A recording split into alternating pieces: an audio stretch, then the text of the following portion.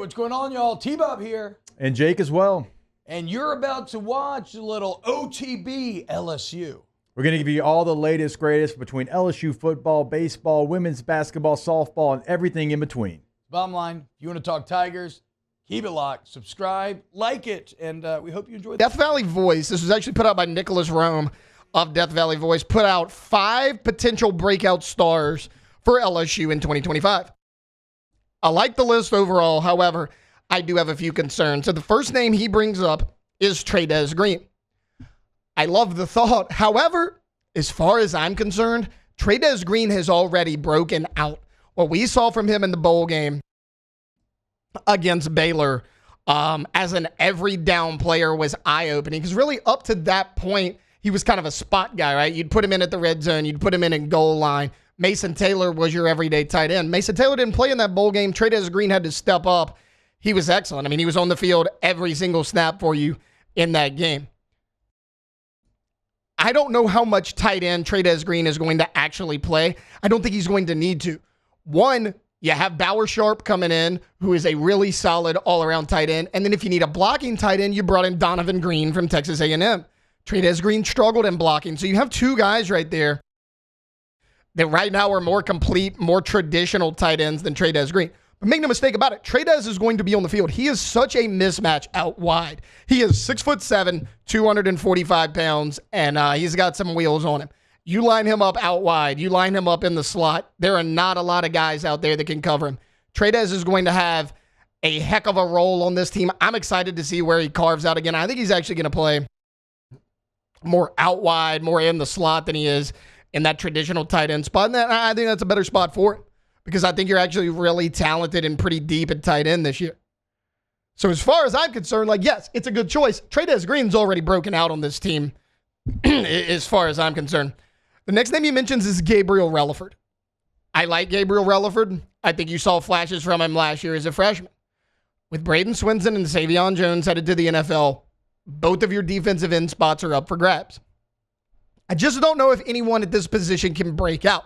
Not just Relaford, anyone. Look at who LSU added. They added Jack Pyburn from Florida. He's a solid pass rusher. Patrick Payton from Florida State. Jamari Butler from NC State comes in. This is a very, very talented room. As thin as you were last year, like, sure, you had Savion Jones and Braden Swinson.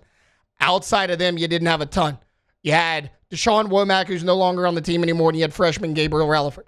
That's all you had. Honestly, all 3 of the guys you brought in are more experienced than Gabriel Relaford, who's one of your only returning players at that position. Relaford's certainly going to have a role. And you know, roles adapt, evolve. Players get more playing time as the season goes along. Maybe late in the year, we look back and say, hey, Gabriel Relaford did have a breakout season. He was an every down player. I don't know if any of these guys are going to be quote-unquote every down players. Patrick Payton's going to rush the passer. Jack Pyburn, you know he came here to be a pass rusher. He talked about that. He wanted to play more on third downs than what Florida was allowing him to do. Jamari Butler has been a good pass rusher in college. All of these guys are going to have different roles. He's definitely going to have a role, but Relaford's probably going to start the season as a situational player, just like every other person in this room. The next position they mentioned on Death Valley Voice as far as a breakout player is Deshawn Spears. I love this choice. It was probably my favorite pick they chose on this entire list. I know he was a freshman last year. I thought he should have played a lot more. Safety was a liability to say the least with Sage Ryan and Jordan Gilbert a year ago. Sage Ryan is gone. Gilbert's coming back, but look, Deshawn Spears is 6'3". He's 210 pounds. He can do a lot of things for you at that size. You only brought in 1 safety in the transfer portal. You brought in Tamarcus Cooley. Tamarcus Cooley has really good numbers. You believe he's going to slide right in there and be one of your starting safeties. That other spot's up for grabs. Who's it going to be? Is it going to be Jordan Gilbert, who struggled a year ago? Is it going to be Joel Rogers, who redshirted last year? What's his role going to look like in the spring? Does he even stick around? Do you move Mansour Delane? Do you move one of these corners that you brought in? You brought in a lot of corners. Do you move one of them to safety? I think Deshawn Spears has a good shot at taking one of those spots.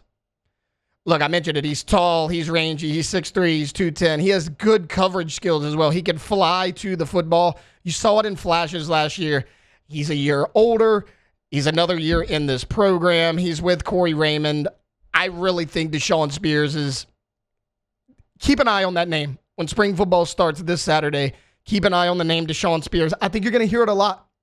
Because look, even with Tamarcus Cooley, who again, I think is a good safety, he's hovering around 6 foot.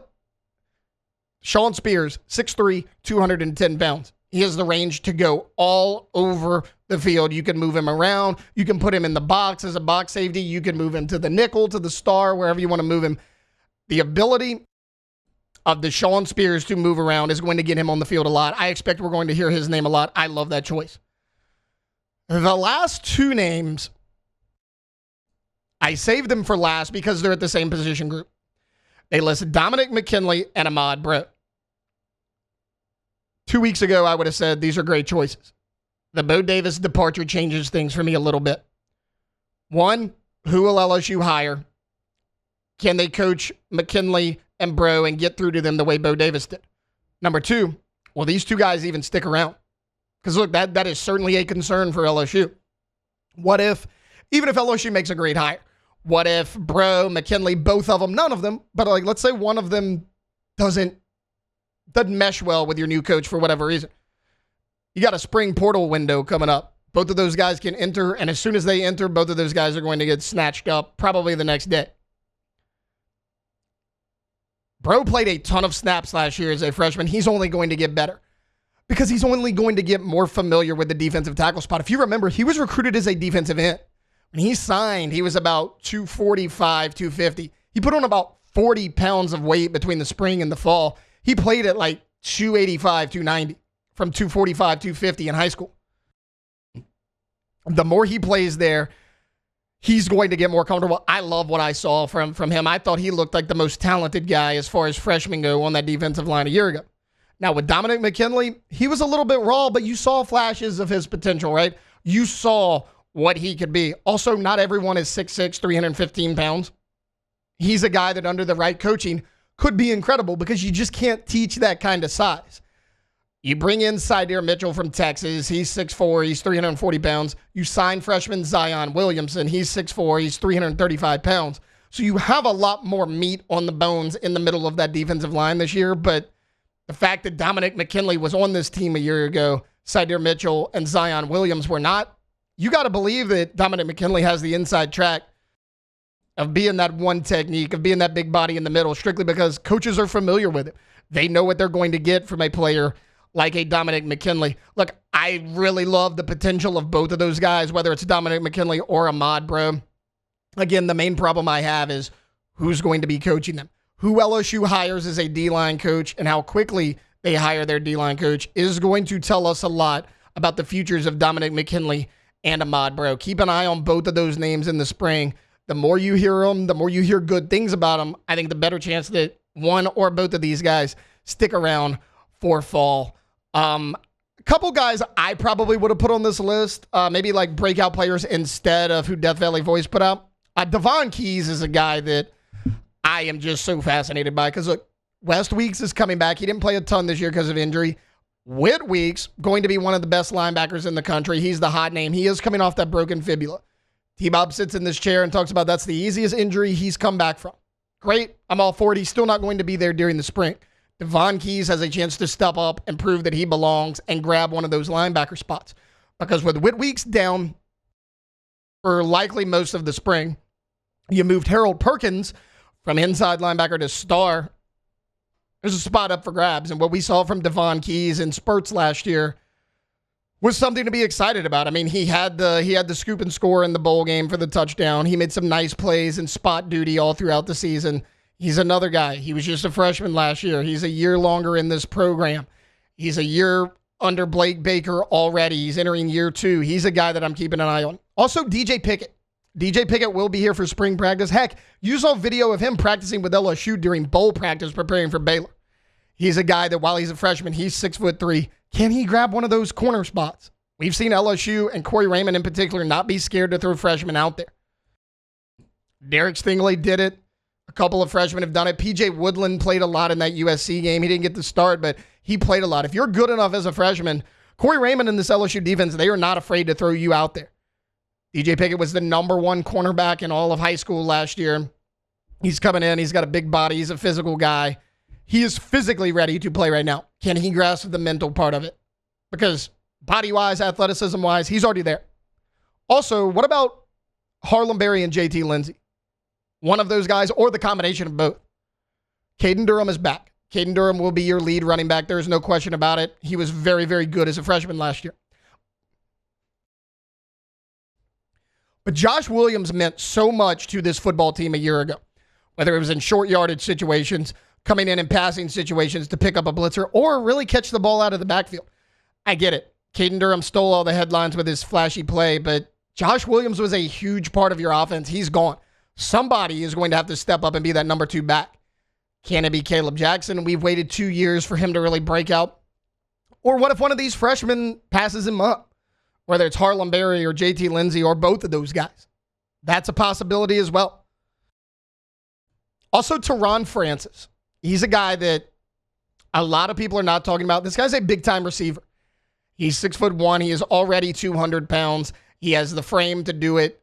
He was a guy that rose drastically from his junior year to his senior year. He had an incredible senior year right here in the state of Louisiana. You bring in him, you bring in Phillip Wright. Phillip Wright's a little light. Teron Francis looks physically ready to play right now. Again, you bring back some receivers.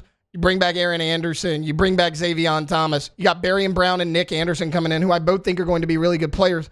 But LSU constantly rotates receivers. And outside of those front-line guys who you believe are going to be your starters, there's a lot of there's talent, but it's unproven talent. Can Teron Francis come in and grab one of those spots?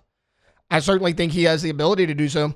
Wow, Jake, what incredible takes. I mean, those guys, they're just the best. I think so. And if you think so, again, hit the like button, subscribe, ring the bell so you get notifications when we post every single day here on OTB LSU.